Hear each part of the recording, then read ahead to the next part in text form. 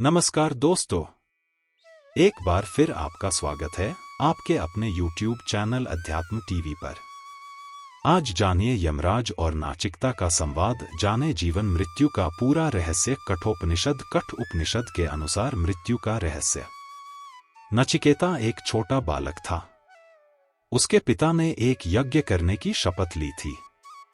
यह एक ऐसा पवित्र अनुष्ठान था जिसमें उन्हें अपनी सारी सांसारिक संपत्ति, अपना घर, अपना सारा सामान, यहाँ तक कि अपनी पत्नी, अपने बच्चे, यानी अपना सब कुछ ऋषियों, ब्राह्मणों और दूसरे लोगों को दान में दे देना था। इस तरह के यज्ञ से आप आध्यात्मिक आनंद प्राप्त करते हैं। यह एक ऐसा साधन है जिसे पारंपरिक रूप से रचा गया है। कुछ लोग आध्यात्मिक ज्ञान के लिए इस तरह का शपथ लेते हैं।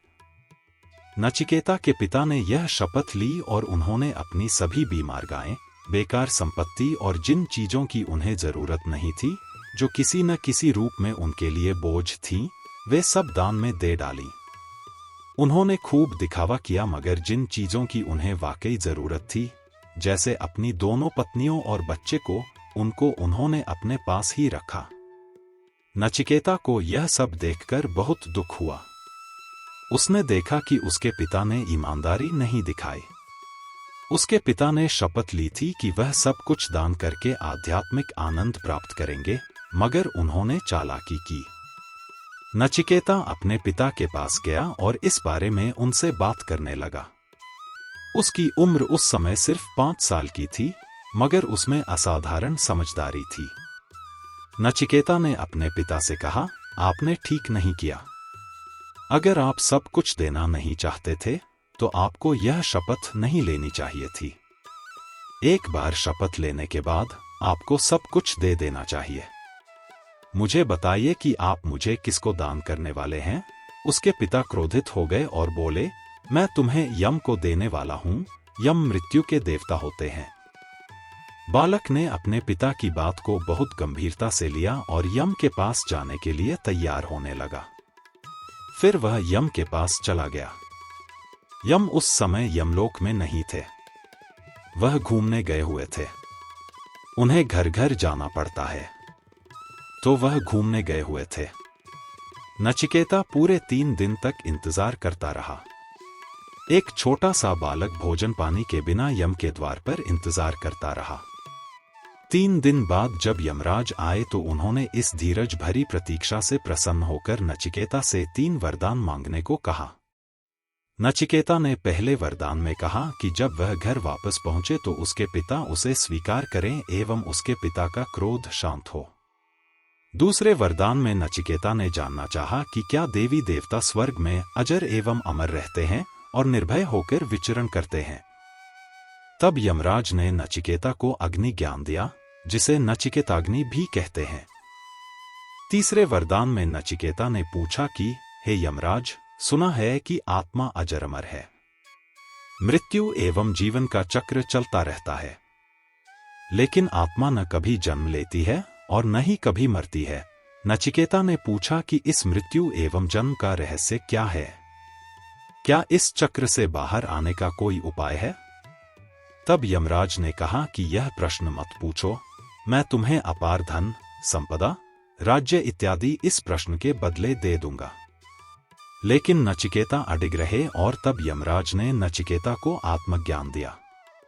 नचिकेता द्वारा प्राप्त किया गया आत्मज्ञान आज भी प्रासंगिक और विश्व प्रसिद्ध है। सत्य हमेशा प्रासंगिक ही होता है। यमराजन चिकेता संवाद का वर्णन संक्षिप्त में। नचिकेता ने प्रश्न किया, किस तरह शरीर से होता है ब्रह्मा का ज्ञान व दर्शन? यमराज ने उत्तर दिया, मनुष्य शरीर 2 आँखें, 2 कान, 2 नाक के छिद्र, 1 मुंह, ब्रह्मरंध्र, नाभि, गुदा और शिश्न के रूप में 11 दरवाजों वाले नगर की तरह है, जो ब्रह्मा की नगरी ही है। वे मनुष्य के हृदय में रहते हैं। इस रहस्य को समझकर जो मनुष्य ध्यान और चिंतन करता है, उसे किसी प्रकार का दुख नहीं होता है। ऐसा ध्यान और चिंतन करने वाले लोग मृत्यु के बाद जन्म मृत्यु के बंधन से भी मुक्त हो जाता है। नचिकेता ने प्रश्न किया, क्या आत्मा मरती या मारती है? यमराज ने उत्तर दिया, जो लोग आत्मा को मारने वाला या मरने वाला मानते हैं, वे असल में आत्मा को नहीं जानते और भटके हुए हैं। उनकी बातों को नजरअंदाज करना चाहिए, क्योंकि आत्मा न मरती है, न किसी को मार सकती है। नचिकेता ने प्रश्न किया, कैसे हृदय में माना जाता है परमात्मा का वास? यमराज ने उत्तर दिया, मनुष्य का हृदय ब्रह्मा को पाने का स्थान माना जाता है। यमदेव ने बताया, मनुष्य ही परमात्मा को पाने का अधिकारी माना गया है। उसका हृदय अंगूठे की माप का होता है, इसलिए इसके अनुसार ही ब्रह्मा को अंगूठे के आकार का पुकारा गया है। और अपने हृदय में भगवान का वास मानने वाला व्यक्ति यह मानता है कि दूसरों के हृदय में भी ब्रह्मा इसी तरह विराजमान है, इसलिए दूसरों की बुराई या घृणा से दूर रहना चाहिए। नचिकेता ने प्रश्न किया, क्या है आत्मा का स्वरूप? यमराज ने उत्तर दिया, शरीर के नाश होने के साथ जीवात्मा का नाश नहीं होता। आत्मा का भोगविलास, नाशवान, अनित्य और जड़ शरीर से इसका कोई लेना देना नहीं है। यह अनंत, अनादि और दोष रहित है। इसका कोई कारण है, न कोई कार्य, यानी इसका न जन्म होता है, न मरती है। नचिकेता ने प्रश्न किया, यदि कोई व्यक्ति आत्मा परमात्मा के ज्ञान को नहीं जानता है, तो उसे कैसे फल भोगना पड़ते हैं? यमराज ने उत्तर दिया, जिस तरह बारिश का पानी एक ही होता है, लेकिन ऊंचे पहाड़ों पर बरसने से वह एक जगह नहीं रुकता और नीचे की ओर बहता है, कई प्रकार के रंग रूप और गंध में बदलता है, उसी प्रकार एक ही परमात्मा से जन्म लेने वाले देव, असुर और मनुष्य भी भगवान को अलग अलग मानते हैं और अलग मानकर ही पूजा करते हैं। बारिश के जल की तरह ही सुरासुर कई योनियों में भटकते रहते हैं। नचिकेता ने प्रश्न किया, कैसा है ब्रह्मा का स्वरूप और वे कहां और कैसे प्रकट होते हैं? यमराज ने उत्तर दिया, ब्रह्मा प्राकृतिक गुणों से एकदम अलग हैं। वे स्वयं प्रकट होने वाले देवता हैं। इनका नाम वसु है। वे ही मेहमान बनकर हमारे घरों में आते हैं। यज्ञ में पवित्र अग्नि और उसमें आहुति देने वाले भी वसु देवता ही होते हैं। इसी तरह सभी मनुष्यों, श्रेष्ठ देवताओं, पितरों, आकाश और सत्य में स्थित होते हैं। जल में मछली हो या शंख, पृथ्वी पर पेड़ पौधे, अंकुर, अनाज, औषधि हो या पर्वतों में नदी, झरने और यज्ञ फल के तौर पर भी ब्रह्मा ही प्रकट होते हैं। इस प्रकार ब्रह्मा प्रत्यक्ष देव हैं। नचिकेता ने प्रश्न किया, आत्मा निकलने के बाद शरीर में क्या रह जाता है? यमराज ने उत्तर दिया, जब आत्मा शरीर से निकल जाती है तो उसके साथ प्राण और इंद्रिय ज्ञान भी निकल जाता है। मृत शरीर में क्या बाकी रहता है, यह नजर तो कुछ नहीं आता, लेकिन वह पर ब्रह्म उस शरीर में रह जाता है जो हर चेतन और जड़ प्राणी में विद्यमान है। नचिकेता ने प्रश्न किया, मृत्यु के बाद आत्मा को क्यों और कौन सी योनियां मिलती हैं?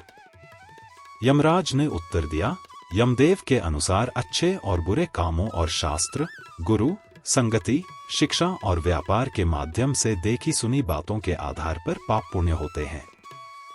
इनके आधार पर ही आत्मा मनुष्य या पशु के रूप में नया जन्म प्राप्त करती है। जो लोग बहुत ज्यादा पाप करते हैं, वे मनुष्य और पशुओं के अतिरिक्त अन्य योनियों में जन्म पाते हैं। अन्य योनियां जैसे पेड़ पौध, पहाड़, तिनके आदि। नचिकेता ने प्रश्न किया, क्या है आत्मज्ञान और परमात्मा का स्वरूप? यमराज ने उत्तर दिया, मृत्यु से जुड़े रहस्यों को जानने की शुरुआत बालक नचिकेता ने यमदेव से धर्म से संबंध रहित, कार्य कारण रूप प्रकृति, भूत, भविष्य और वर्तमान से परे परमात्म तत्व के बारे में जिज्ञासा कर की। यमदेव ने नचिकेता को ऊ को प्रतीक रूप में पर ब्रह्म का स्वरूप बताया। उन्होंने बताया कि अविनाशी प्रणव यानी ओंकार ही परमात्मा का स्वरूप है। ओंकार ही परमात्मा को पाने के सभी आश्रयों में सबसे सर्वश्रेष्ठ और अंतिम माध्यम है। सारे वेद कई तरह के छंदों व मंत्रों में यही रहस्य बताए गए हैं। जगत में परमात्मा के इस नाम व स्वरूप की शरण लेना ही सबसे बेहतर उपाय है। अगर आज का वीडियो अच्छा लगा हो तो प्लीज चैनल को लाइक, शेयर और सब्सक्राइब करें।